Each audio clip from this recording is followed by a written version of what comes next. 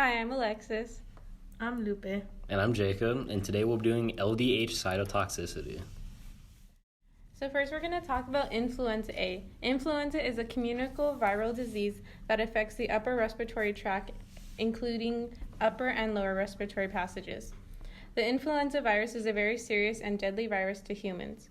The World Health Organization estimates that there are 3 to 5 million influenza cases every year and causes approximately 250,000 to 500,000 global deaths. Since this is such a serious virus that affects many humans globally, we'll be looking at the immune response of EL4 mice T cells that have been infected with influenza. More specifically, using the T cells of these mice since they have been known to have memory CD8 T cell populations. If the spleen samples contains CD8 positive T cells specific to influenza, they will recognize and kill influenza-infected cells. It is expected to find cell-mediated cytotoxicity cells in the wells that have been infected with influenza. So now for the next part of the paper or the presentation, we'll be talking about the LDH cytotoxicity assay.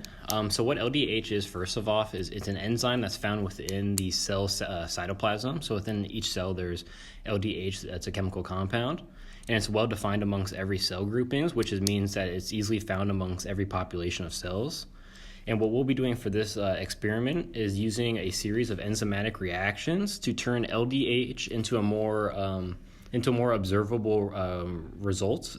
So how we'll be doing that, we'll first be using an NADH to NAD plus reaction, followed that up with a adding for the diamorphisome for the end product of formazine, which is a red byproduct to help visualize the end of the result. Now we will go into the cells involved. The first significant cells that are involved are the effector splenocytes that come from the naive mice. The immune cells that play an important role in this case are the CD4 and CD8, also known as the T helper cells and cytotoxic T cells. The last important cell involved is the influenza infected cells, which were used as the pathogenic cells.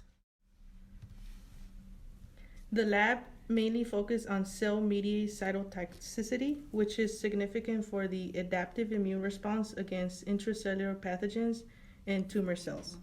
For cytotoxic lymphocytes, or CTLs, to function, 3 cells are required. The first one being the professional antigen presenting cell, like a dendritic cell or a macrophage. The second, the CD4 T lymphocyte, which plays a central role in induction and regulation of immune response. And the final cell is a CD8 T lymphocyte, which are the cells that kill the pathogen. For the CTLs to kill the pathogen, there are 2 ways they can do so. The first is to kill the target cell by using preformed toxic granules that create perforins to destabilize the membrane and release those toxic granules inside the cell. The second way is through Fas and Fas-L interaction that leads to apoptosis due to granzymes and signaling cascade being triggered. In the second case, the Fas ligand on the CTL will attach to Fas on the target cell to induce cell death. Since the cells are dying, they have to do this in a controlled manner known as apoptosis, or an active programmed cell death that avoids eliciting inflammation.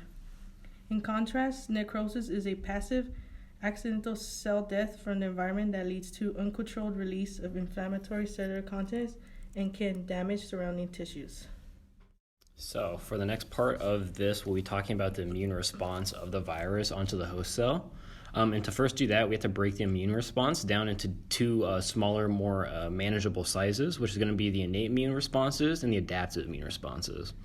The innate's pretty simple for this experiment. It's mostly just the physical barriers against an infection, so something like the mucosal membrane or like collections within it.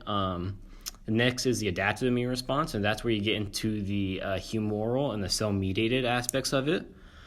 So for each one of those, they use the respective cells that are characterized for the adaptive immune response, which is B cells and T cells. So what they are is they both have antigen-specific memory cells, which are able to help capture and neutralize pathogens and help have a second, more robust reaction solution to the infection once it's occurred to it a second time. And then the humoral response, which is through circulating antibodies, that utilizes neutralization and opsonization.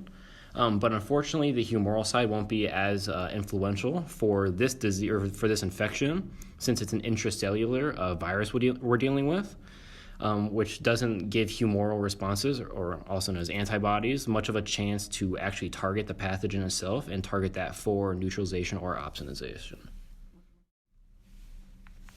So next, how the experiment was conducted is in a sterile, biosafe cabinet. Influenza was added to EL4 mice T cells. We incubated them for about a week to allow an infection to grow and T cells to begin a possible immune response.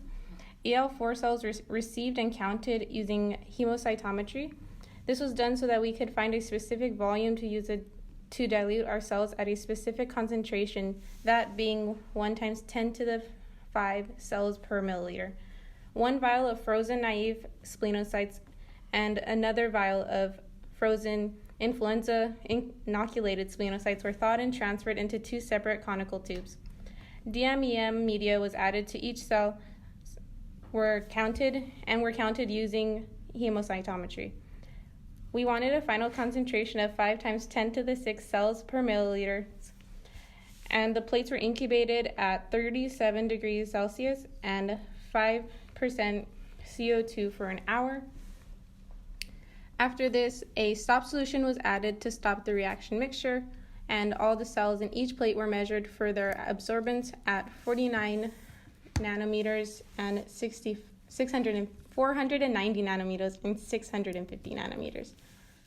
As you can see, the picture with the wells on the left side were our initial wells before they were incubated and transferred to the way that you see on the picture for the right.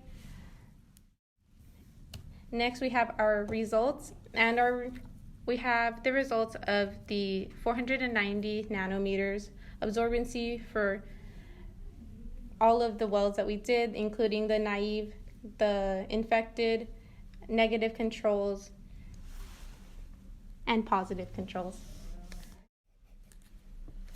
As you can see from our figure, the naive did have more T cells of cytotoxicity than the H1N1 cells.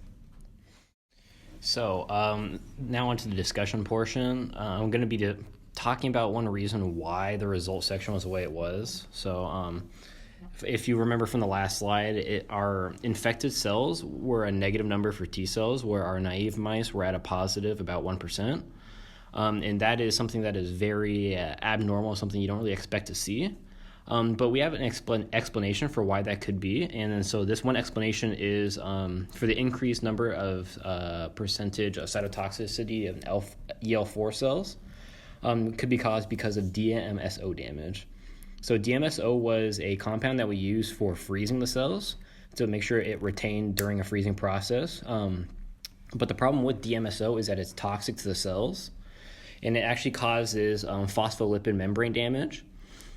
So the reason why that is a significant issue is because LDH is a compound that's found within the cell membranes, but it's released via plasma membrane damage, which DMSO is directly doing. So as a result, we could have high results for our naive cells just because of the amount of DMSO damage done to the cell membrane, and that could be the reason why the percentage numbers were higher than the infected. Another reason for why the infected cytotoxicity percentages could have been so low for the infected mouse could have just been the fact that there wasn't enough time to build an adaptive immune response. So typically it takes about a week plus some more days for an adaptive immune response to come out in full force against the infected cell. But for this case, since our incubation time was only a week, we feel like that could have been the issue for why the adaptive immune response wasn't seen from the results that we got. Another reason for why at least our infected mice levels could have been at least at a negative number could have been because during DMSO, it could be a possibility that all of our cells could have died as a result from that. So another explanation of the low red formalism produced could be that in the late stages of apoptosis, much of the membrane is lost. So even though the CTLs were able to recognize and bind to the cell, the loss of the membrane might have had actually not allowed the cell to release that red formazole. And that's all we have for you today. Again, my name is Alexis. My name is Lupe. And I'm Jacob, and this was our presentation on LDH cytotoxicity. Bye, Edgar.